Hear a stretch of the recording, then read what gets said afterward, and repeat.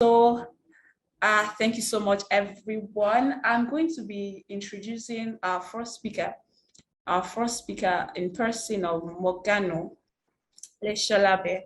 Mokgano Leshalabe. So I'm just going to read his bio. He has insisted on a very short bio. So I want to believe we have a very humble man that is going to be speaking to us in a short while. So I'm going to read what I have here. Mokgano Leshalabe is an experienced analyst with a demonstrated history of working in the government relations and political industry. He is skilled in policy analysis, political communication, enterprise risk management, international relations, and strategy. He currently serves as the Assistant Director of Strategy and Public Policy at the Public Policy Legislature at City of Johannesburg, Africa. So join me as we welcome Mokgano as he takes us through a session. Okay, so Mokgano, you're welcome. So you can unmute yourself now. Good morning, Omolewa. Good morning. Good morning. And good morning to the attendees as well. I'm very much humbled and by your invite to come and present, be a speaker during this session. What I can really say is that this is my first ever speaking session. Oh wow! So, how beautiful! Hence, I'm very much humbled to say the least. Thank you. Thank you for honoring us. Yes, and thank you to those who have already logged in. I'll actually share my screen to give a presentation of what I've actually prepared on. Just give me a second. Are you able to see it? Yes, we can see it now. Okay. My session today, I'll actually be speaking on the inclusion and evidence in public policy in Africa, particularly changing the narrative towards a very much developmental continent, to say the least. So, in terms of my introduction, you know, the policy position that African states and give me a second. Okay. African states and the continental institutions should not rush into a United State of Africa project, but instead go about establishing order in a measured fashion by building and consolidating institutions on the basis of common norms and values. You know, before you can literally have a very progressive policy environment in Africa, it is very much evident on the instability across all various African countries which have been brought by wars and lack of peace, which has then deprived the implementation of government policies across these various African countries. So, and another on another note is that to establish consolidated institutions such as the African Union, were particularly in a manner that will influence the policy discourse across Africa. And based on another point on my introduction is that you know, we have managing aid dependency is a matter of extraversion strategies, which have historically been a mode of articulation between African elites and the rest of the world. This is very much important because, you know, for the policy positions and visions that we as Africans have mostly been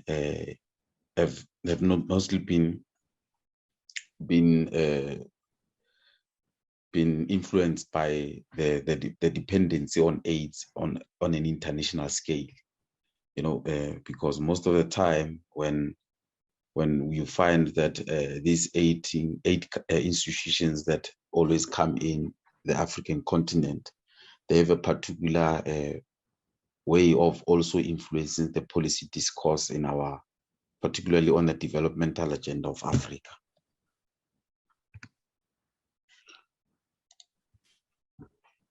So the importance of public policy in the context of Africa is that, on a basic scale, is that the importance of public policy is to ensure that government actions are well undertaken to achieve public goals, to also study the decisions and actions designed to deal with a matter of public concern, and also provide purposive courses of active response to perceived problems that affect our society, and also to provide public policy processes that will allow democratic processes such as public participation towards shaping action, government action.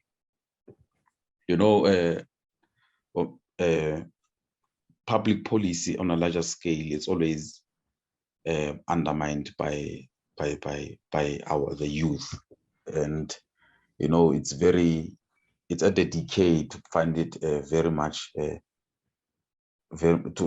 put it on record that you'd find that most of our youth counterparts are not really particularly interested in influencing and changing the status quo towards shaping public policy and making sure that there's inclusion and evidence towards in terms of influencing public policy makers. And on another scale is the ethics and particularly on bringing together ethics and public policy. Public policy should be directed towards the building a good society and at least improving the current society. And what the policy ought to be are fundamentally ethical questions at most, which then this speaks to the moral encompassment of policymakers. In public policy, many ethical problems arise over the relationship between ethical behavior and the distribution of goods, the economics, and the market. So on a larger scale, we've seen the challenge on the ethical conduct of most of our office bearers politically and policymakers towards shaping the political agenda and development agenda of Africa, which emanated from the resource aspect of distribution of the economic markets.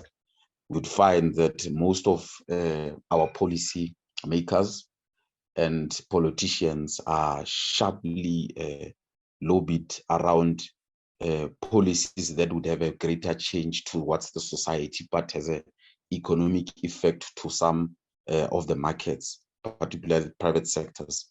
They would then have a moral their moral encompassment a challenge to a certain point where I don't want to initially say I don't want to initially talk about the corruption element of it, but the influence that it always occurs in terms of devising policies that would always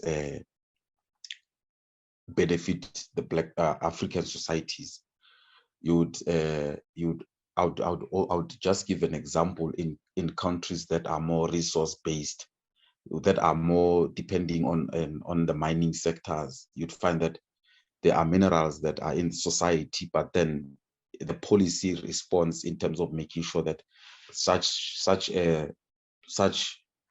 resources do benefit our societies. There's always that level of conflict of interest where you find that high decision making individuals, particularly in the legislative side of government, are mostly have particular interests that that they want to benefit in such markets. So usually when you have to then, when they have to also make policies that would then speak towards protecting our society and ensuring that development is brought through such industries, then it's always challenged at that level.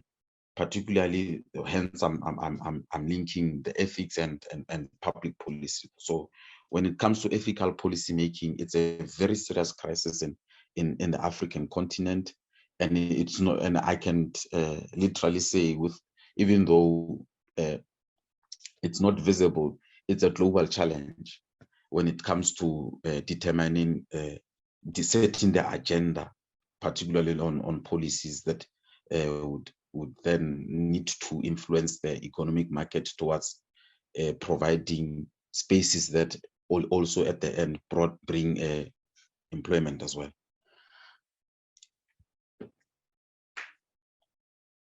Development. My next slide is on development policies and projects, internationalized and extraverted public action. So development projects have, since the colonial era, been the favored mode of intervention, particularly towards influencing development policies. So colonial intervention was a form that concentrated on areas deemed useful and in which development was entrusted to public and semi-public development companies, particularly state-owned companies that must then be state-owned companies that are meant to work in the interest of the people. So these projects usually emanated from government policy and entrusted to government institutions. Speaking of such programs, they always speak to the key priorities of every government. So whenever there's a health issue, there would always be projects that would have multiple stakeholders, particularly the United Nations donors that will always enter our markets and also have a upper hand towards influencing the development agendas of our countries and the policies that we always have to have. So we have seen a spike in a dependency on donor aids by most African countries over the last decade, which is also a worrisome element, because it always has an upper way of delaying the developmental agenda towards our African society. So appreciation and ownership became watchwords, as most of the projects become more unmanageable and seeing a aid fatigue. So when we speak about aid fatigue, is when you depend so much on the international donors and aids. At some point, the aids, when they dry out, we as African countries, we can't then sustain ourselves beyond the aids, which then also at that point, the level of policy influence that has already been done at that level, you can't reverse it, because the resources for you to have another multi-stakeholder engagement and a process to review a policy, it will take another 5 to 10 years, to say the least. And the monetary involvement is always at a larger scale, very much.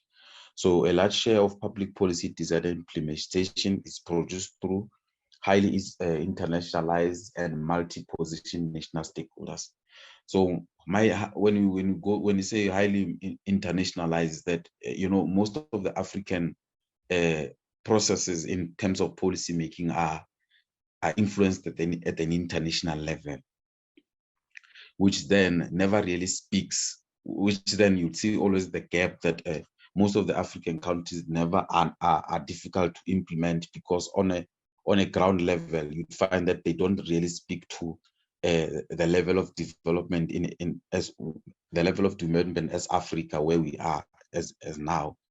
And the multi-positional stakeholders, it's always those that are strategically positioned to benefit out of any policy that comes about in Africa, most especially in South Africa or in the SADC region. You know, most of these multi-position stakeholders are not really there to provide perspective and ensure that policies will serve in the best interest of citizens, but it's always on self-righteous interest to influence the level of policy and design. And then that's why most of the time you find that there are good policies in Africa and in various countries, but then when it comes to the implementation part, it has a dire effect towards how we are going to how we are supposed to develop as Africa. So as of the 2000s, African countries has been in a position to assume co-production and of public action by the state and donors. So, you know, in this time and era of public action and having a technological era that where people can easily access information, it was at a point where, as African country, we should have been at the United States, provided our own, funded our own aiding schemes that will also fast track the developmental state of our countries, particularly countries where there's where the poverty line is very devastating, and also towards ensuring that we bring stability to the African countries and ensure that unity is well established. So my next slide is on public policy, public action, and governance in Africa. So what we call development policies and actions are largely in the realm of what is elsewhere referred to as public policy and the social and non-profit sector. So shifting the focus from development to public policy allows for a new look at this largely as extroverted public action. It allows one to better distinguish within gaps and contradictions what has to do with the structural conditions in public policies and what has to do with the political and institutional configuration specific to countries under an aid regime. So this still speaks to countries that are more dependent on aids, because when you always, most of these international organizations use aids to always influence the political and institutional configurations in each and every country. So if you are more reliant on such kind of aids, particularly your funds to fund government programs, to fund your development agenda, that's where the problems usually lie. And irrespective of how many policies you create, how many dialogues to exchange strategies you have, as long as there's still an element of the aid dependency, it always becomes a problem to provide public policy that will always be in the interest of our African brothers and sisters. So on another scale is that multiple stakeholder and interinstitutional struggles and governability issues linked to mushrooming of public policy stakeholders, including global process. I think on this one, I've already given a perspective of the level of multi-stakeholders and interinstitutional struggles that will always take into place, particularly where there's no synergy in terms of how we work together. I might also refer back to the African Union, which is a key custodian towards ensuring that there's stability and there's unity in Africa, so that as an African continent, we can be able to move together and be able to assist each other.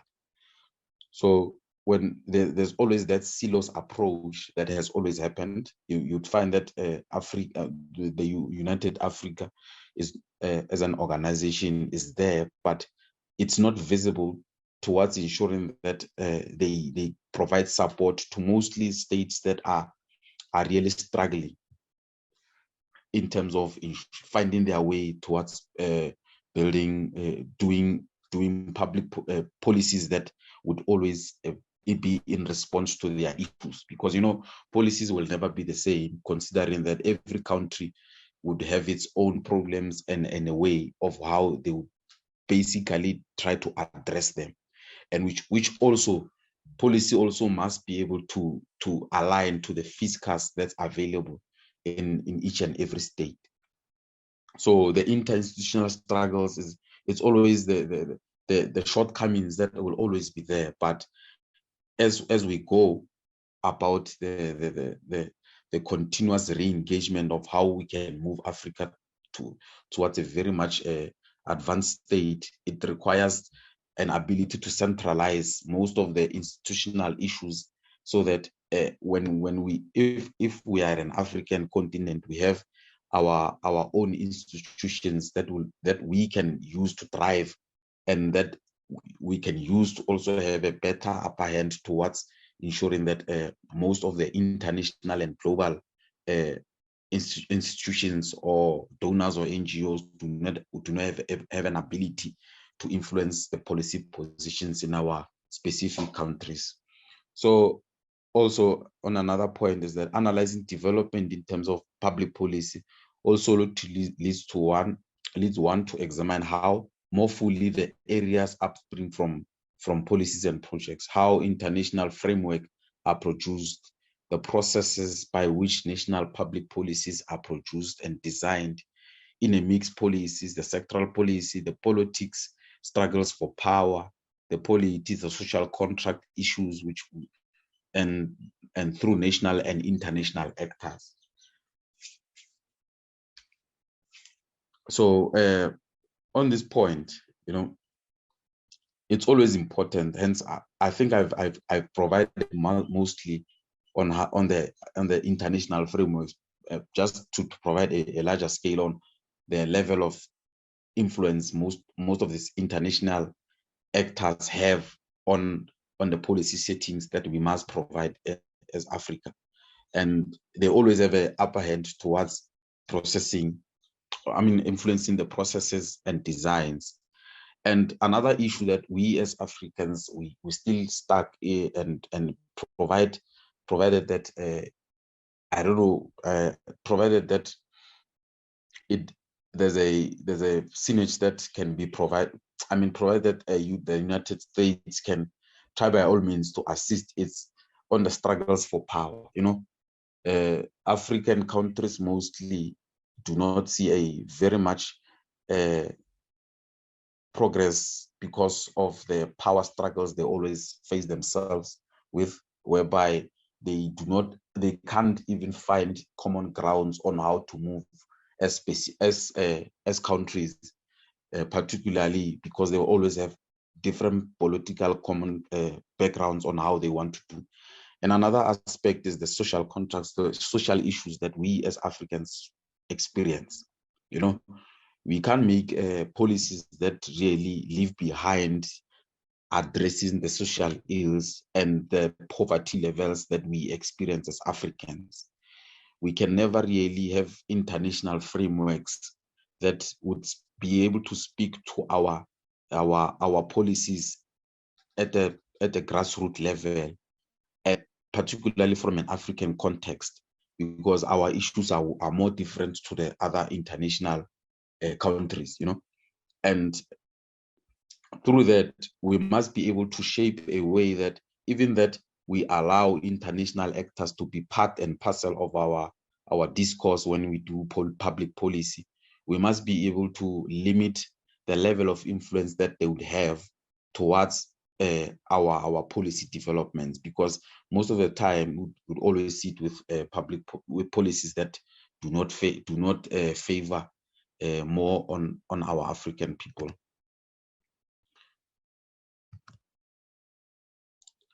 So my next slide is evidence in public policy making.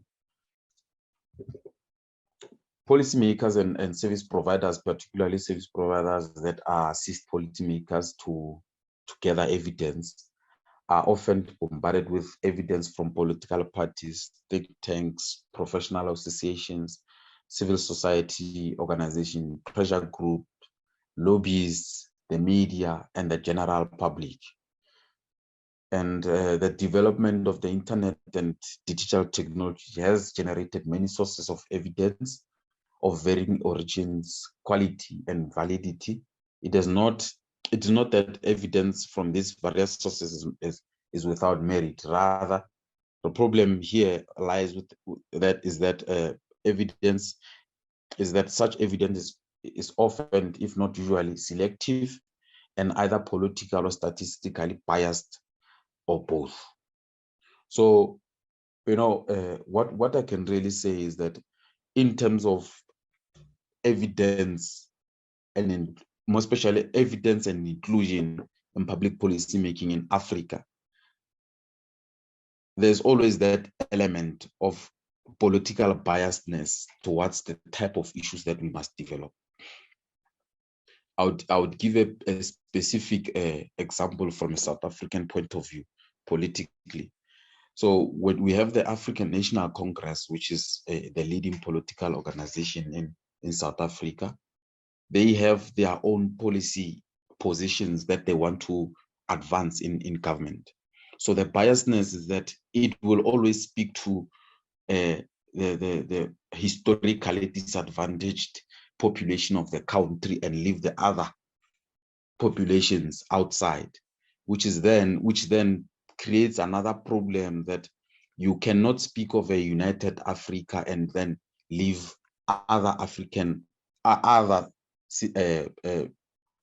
other races out of the developmental agenda, which is very important. And the statistics are always, statistics are not real, they do not always give a holistic picture of what is going on. It gives a spread overview of what could be happening. So most of the time, it's an assumption based on what has been concluded, collected, and then the decisions to create a policy will always be, let's say, the policy you interview, out of 50 million people, you interview 50,000 people. Out of the 50,000 people, which it's a very small margin to really say it's when you have to create a policy based on that margin, it's evident enough that there's a need for that policy. So most of the time, the statistical biasness are always superseded by the political end objectives. Sorry about that. So that's where the problem mostly lies when it comes to evidence in public policy making. Evidence is there. Pressure groups always do that. There are always a level of influences that come from all the above that I've just mentioned. Your political parties will always have a different view. Lobbyists will be coming from a point of view on a societal issue or from an economic point of view, where they will always end up influencing such our policies. So while I was still on that, is that on a political side, is that the ANC and other political parties in South Africa have a different view of how then they would always want to shape or take the country forward. So policy is the backbone of everything, of why most of these political parties will always contest for power.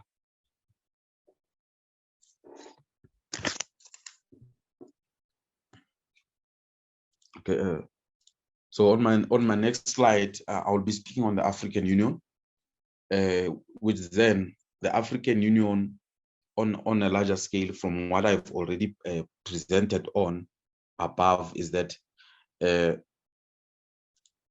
those that are not aware, I'm not sure if everyone is well aware of what the African Union is, but then the purpose of it was to promote unity and solidarity, coordinate and intensify the cooperative effort towards achieving a better life for all Africans, right? So you can always coordinate the efforts and achieve and towards achieving a better life through the use of public policy and ensuring that the governments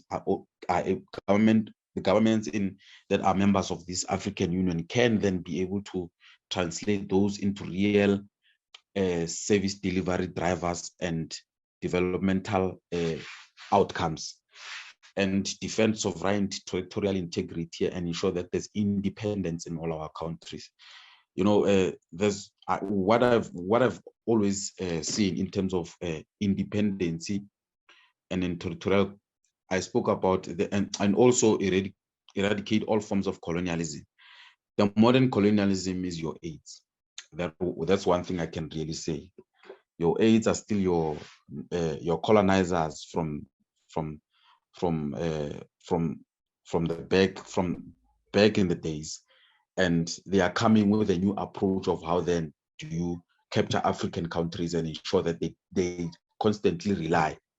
But then, as African Union, with all our presidential leaders, political leaders from all forms of from all other forms of the continent, this is where they should actually be able to guard against the modern colonialism. Sorry about that. Should guard against the modern colonialism. And also, lastly, on the point is that they must promote international cooperation. So, from my understanding, international cooperation doesn't mean that international actors must come and determine the playground for us. They must be able to cooperate with us. They must be able to contribute towards the better lives of our Africans, and ensuring that as Africans, we must be able to continue with the baton outside donor assistance. So on the other hand, considering that considering the youth, the African youth, the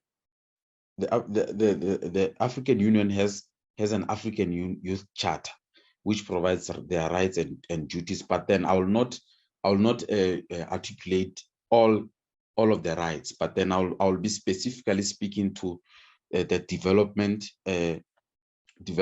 right, which provides the right to social, economic, political, and cultural development, particularly for the youth, which allows youth participation.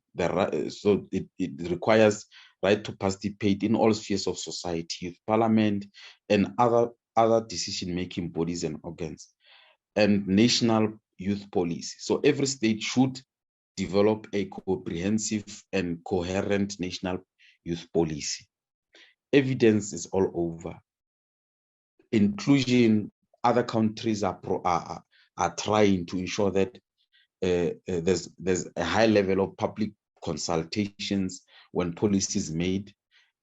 Others are still at the struggling point where policy is just determined in closed doors without even taking it to society to test how it can be able to speak to their developmental needs.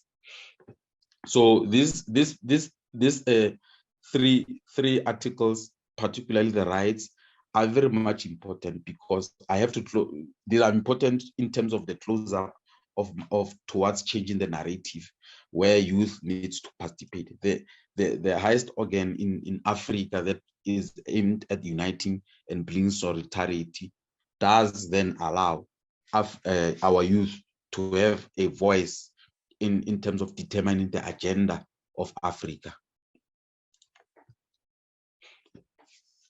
So this is my last slide, which is changing the narrative.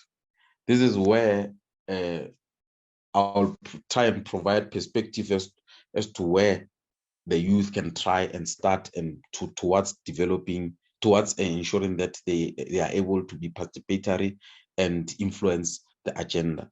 So what I've realized is that in terms of the agenda setting, particularly in the policy making process, youth needs to be more active. The frameworks of elections, you know, we as youth, we are the highest population in Africa. That's what I think I can say. So in the elections, the narrative and the position in terms of elections is determined by the youth.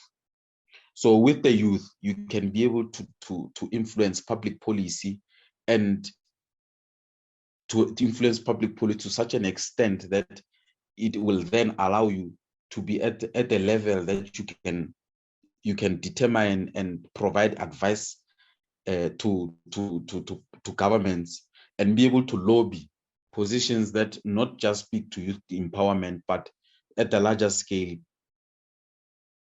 and inclusive and evidence-based policy making. And on another scale is that the youth participation. There are various ways of participating in terms of public policy, which is you can start with your youth parliaments, your youth forums, your national youth councils, which will emanate from the national which will emanate from the African Youth Charter and the national youth policies. Your municipal junior youth councils, youth research as an empowerment tool, participation in managing organizations such as Africa initiatives, like the kind of a setup that we are in now, where you can then participate in conferences, national, regionally, and globally. Participation versus engagement, which it's poses as a question, but then are youth merely participating in governance, or are they fully involved as partners in decision making? We are not there at the level of decision making. We are still lacking. As much as we know that the opportunity drivers usually emanates from how you start your career, it's always important that we push ourselves to a level that we participate at the governance level where decisions are made, because that's where you can be able to set the tune and set the agenda towards policies that will bring inclusive approaches and ensure that evidence-based policies are produced, not just policies that speak to political jargons and political objectives that at some point do not really benefit at the larger scale all Africans. I'll close there and thank you, and thank the host for this opportunity, and I hope that my engagement was well received.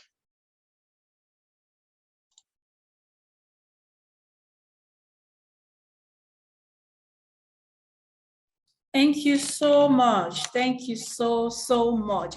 It was absolutely phenomenal. Thank you. I personally learned a whole lot.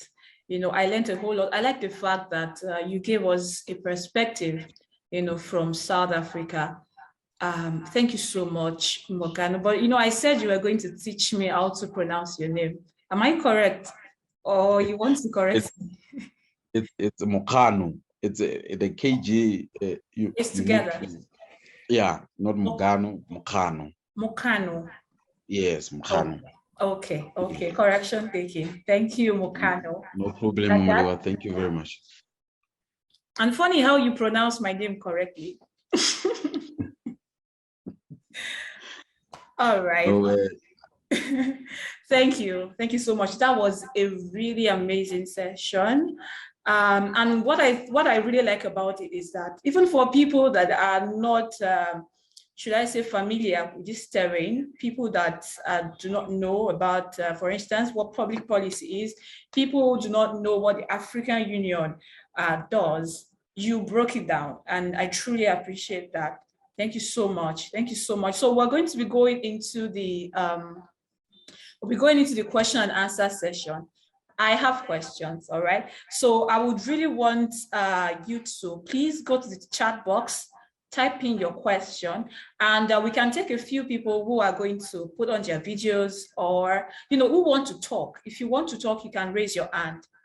All right, you can raise your hand. And yes, thank you, Coquette. So thank you. So let's appreciate him. Let's appreciate Mokgano. Let's appreciate him. That was a great one. Thank you, thank you, thank you. Thank you so much. All right, thank you. So if you want to ask questions, please raise your hand, or you can type in the comment, you can type in the chat box. You can type in the chat box. Have you learned anything new? I like the fact that he even brought it down to, you know, how can we really change the narrative? And one thing that I've noticed about young Africans is that I think we do not understand the times that we are in. The times that we are in. A lot of African countries are battling, you know, a lot of developmental issues, right? And it looks as though the government is not doing anything, or they are not doing enough. So we've had a long stretch of, okay, in Africa, it seems some people, some few will just put themselves in a room and then make policies that would really affect other people, a whole number of people. So we have just a few number making decisions that will affect the other people, millions of people.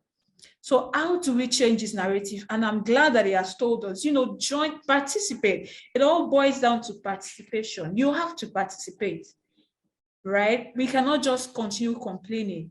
I know for sure about Nigeria. We complain a lot. Oh, this person is not doing this. Oh, this government is not doing that. But what are you doing differently? Are you participating? Right? We're talking inclusion. One way we can bring inclusion, even though it's not really direct, one way we can bring inclusion in public policy is also to participate in elections, so that at least the first step is that, okay, voting someone that will likely listen to you. All right? Voting someone that will likely listen to you. How many of us are getting our voters cards? How many youths are participating? You know, we have youth parliaments. Some young persons don't even know this. Local youth parliaments now, some people don't even know this. These are ways that you can participate, you know, in policy making. These are ways you can influence policy decisions, so that decisions are not just, enforced on you, right? Participate and join sessions like this, right? And so you can know, we have the African Union Youth Parliament, so you can also participate. All right, I see someone posting something in the comment section. Let me just read.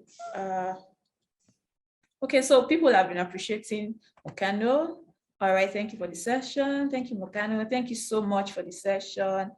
So Leo said, the era of complaining is over. Time to be proactive as youth and participate in politics to bring about positive decisions. Absolutely. Thank you, Leo. Thank you so much.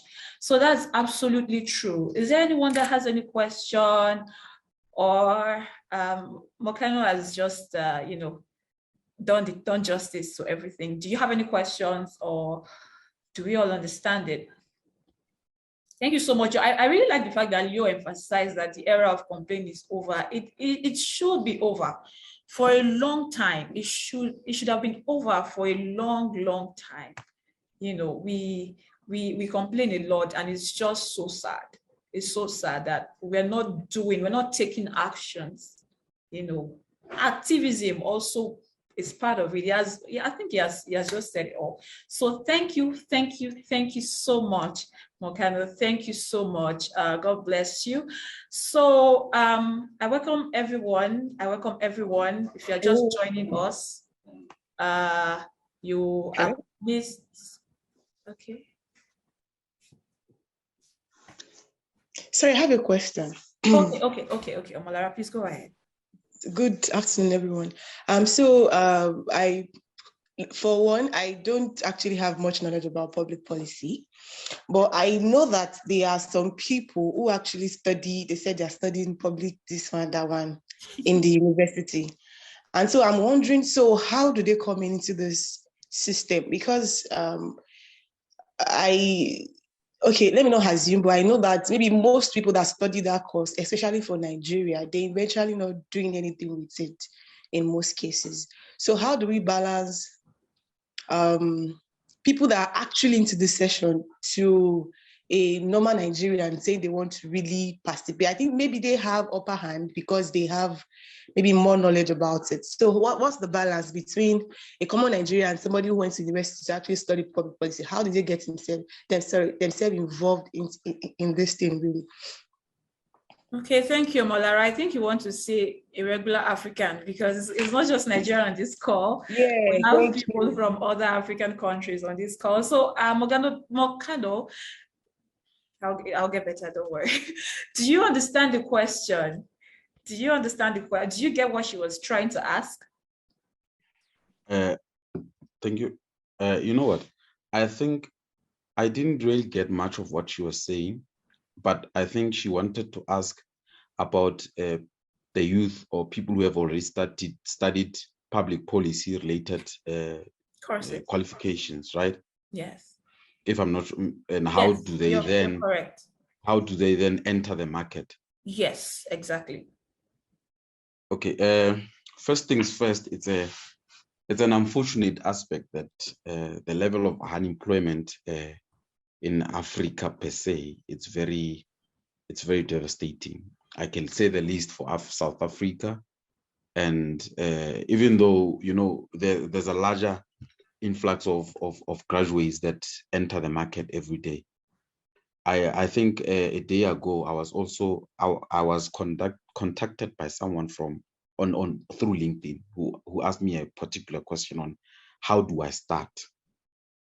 You know, it's a very lengthy one. What works for me might not be able to work for the other person.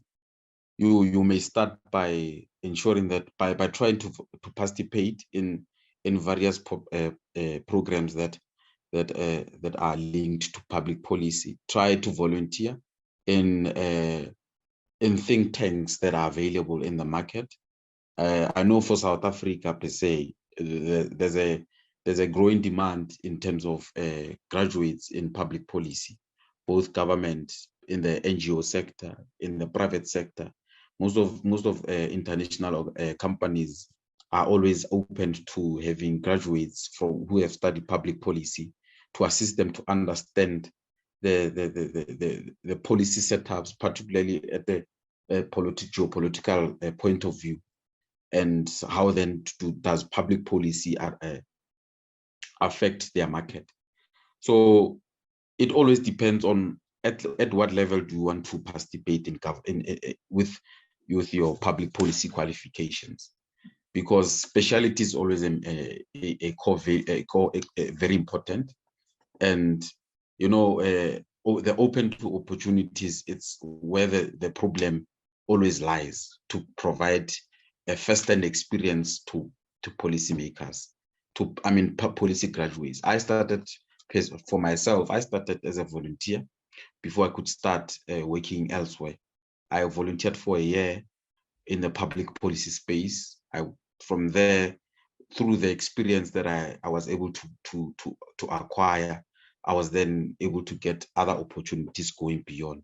And then through that, I advanced my knowledge, furthered my studies, and cross-cut into risk advisory, you know, and that's how I was able to do it. But then to crack it as it is, you also need postgraduate studies. It's very important because I think to be more advanced in public policy, you must have a specialty level at a postgraduate level, whether it's an honors, whether it's a master's degree, that will also be able to provide you with a policy research background and be able to go into, you can even go into the private sector, become an entrepreneur in public policy. You can become a consultant, devise come up with your own company that will also give you an upper hand and lend the current trends and policy improvements across the world, you know. But if you're going to be more confined, you know, there will be areas that if you are confined in them, they do not provide opportunities. They'll then want you to go outside of where you are based. So in a nutshell, that's what I can literally say. I can't really do much justice to the question in terms of how do you really crack it, because it varies with each and every individual. At what level are you participating? That's why we were also emphasizing that be an active youth, be more open to other opportunities, be engaging, and try to enter the political space. It also provides an opportunity for you to make use of your public policy studies. Thank you, Olmulewa. I think I tried to just. Yes, you have done justice to it. Thank you so much. Thank you. Because it all boils down to volunteering, right? Volunteering. You need to volunteer. I mean, not just public policy. I mean, in other fields, you just have to, you can start with volunteering, and it really works. Start building your profile. That's one way to penetrate. Thank you so much. Thank you so much. We need to move on now. So as we move on to the next thing, we have a form in the comment section, a feedback form. Let's know how this session went for you, so that we can just get feedbacks and know how to serve you better. And what did you enjoy? How satisfied were you? What were your major highlights? Please, we would like for you to share with us. So thank you so much. It's been an amazing session. And we still have one more session to go. Our amazing speaker, the next speaker, Simisola Agumbiade, is here. I am excited, and I am sure you are excited as well. But before we go on, okay, Temilola is asking if we will get the slides. Mokgano, do you want to share your slides with us?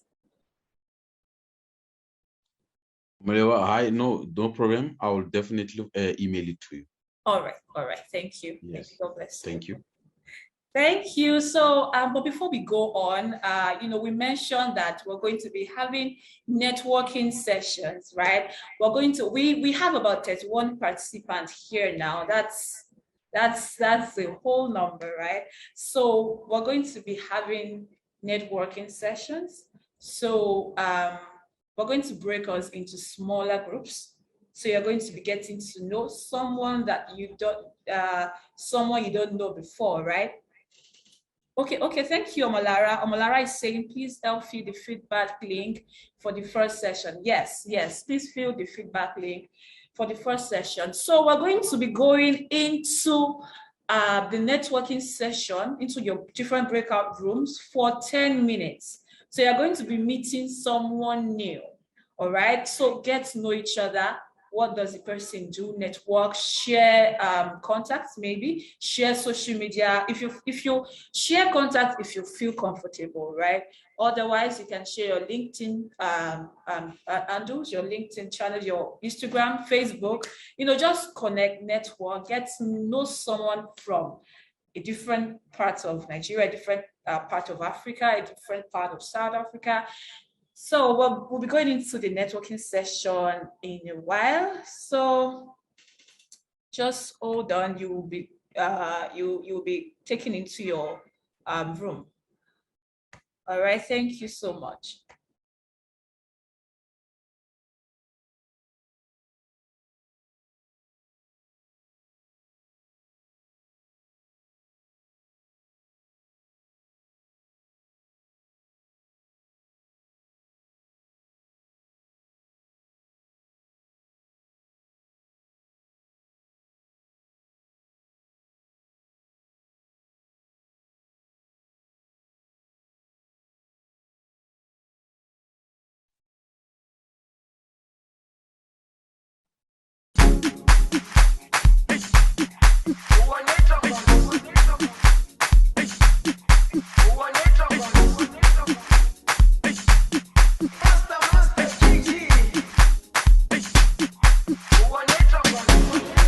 Jerusalema ikhaya lami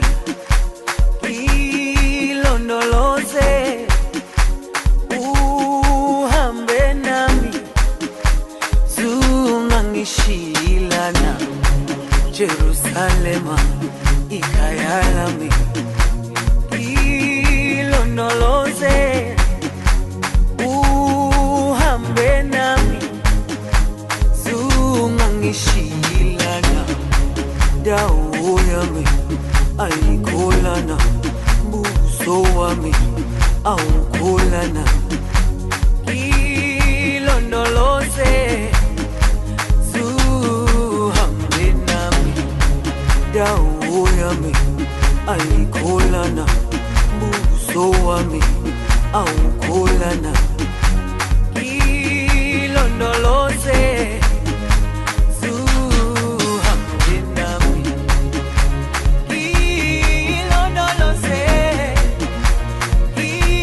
ilondoloze ilondoloze zungangishilana ilondoloze ilondoloze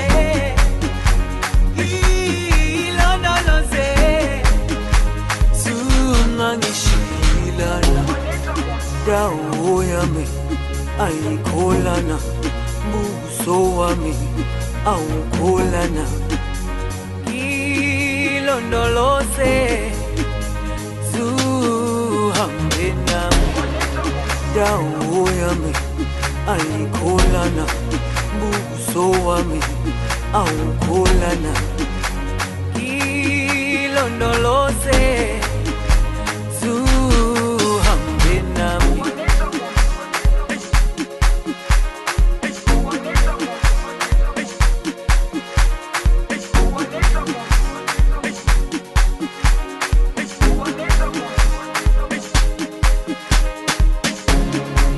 Jerusalema ikhaya lami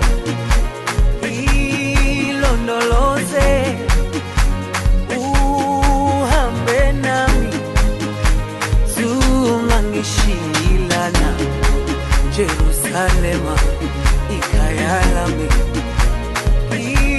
ilondoloze uhambe nami zungangishilana dawo yami ayikholana buso wami awukholana